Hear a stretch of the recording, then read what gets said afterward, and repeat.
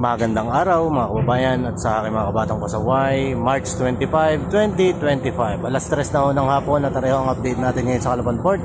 Nakalis na ho ang isang Montenegro natin at tari pa ho ang isang aalis sa atin, ang atin pong Starlight Anapolis.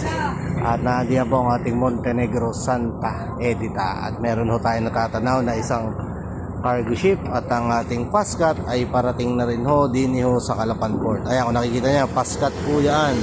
At kung nakikita niyo po ang ating panahon, mainit. Ano po, maganda ho ang sikat ng araw.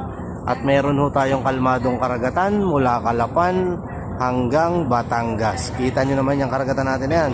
Parang planchadong planchado. At tatapos lang po magpababa ng ating Supercat at ng ating Ocean Jet din ho sa Calapan Port. Areho ang update natin ngayong araw. Kaya po sa mga babiyahe, kayo ho ay mag-iingat. Sa mga nakafollow po sa akin, please share this video para updated po lahat ng biyaheros natin. Sa mga hindi pa po nakafollow, please follow my Facebook page, Batang Pasaway Vlog.